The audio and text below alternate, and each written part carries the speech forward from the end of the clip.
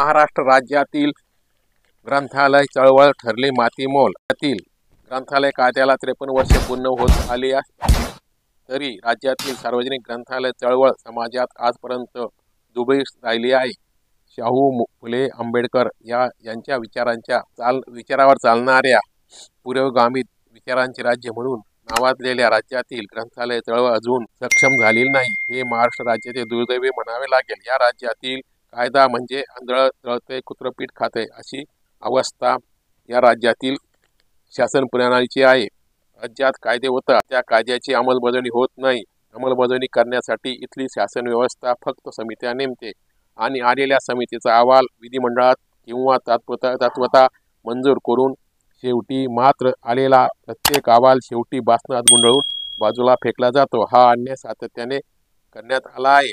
विरोधक कामापुरता वापर करून ग्रंथालय कर्मचारी ग्रंथालय चळवळीची फसवणूक करीत आले आहे। राज्यातील वाचन संस्कृतीचे पवित्र कार्य करणाऱ्या ग्रंथालय सेवा देणाऱ्यांना शासनाचा आधार मिळेल काय?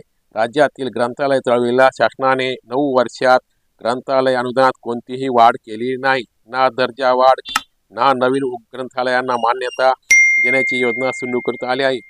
परंतु सन 2012 मध्ये पडताळणीचा घाट घालून महसूल विभागातर्फे प्रत्येक वाचनालयाची तपासणी केली। तपासणी करून प्राप्त अहवालानुसार 50% अनुदानात वाढ केली।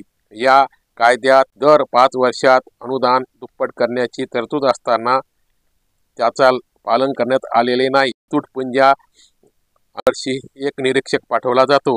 हे म्हणजे ह्या चळवळीवर शासनाचा विश्वास नाही आणि ही चळवळ अतिशय शासनाचे अधिकाऱ्यांना वाटते। अनुदानातून कर्मचारी, परंतु ह्या मिळणाऱ्या तुटपुंज्या अनुदानातून कर्मचारी पगार, ग्रंथ खरेदी, फर्निचर खरेदी, मासिके, वर्तमानपत्रे, स्टेशनरी, विविध सांस्कृतिक कार्यक्रमांचे आयोजन इत्यादी सारे खर्च करायचे असतात।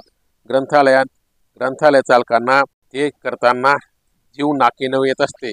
जर राज्य सरकार असे करीत असेल तर राज्यातील वाचन संस्कृती कशी वाढेल, मराठी भाषा कशी तर वाचेल, मग समृद्धीच्या बाता मारणाऱ्यांची काय कथा?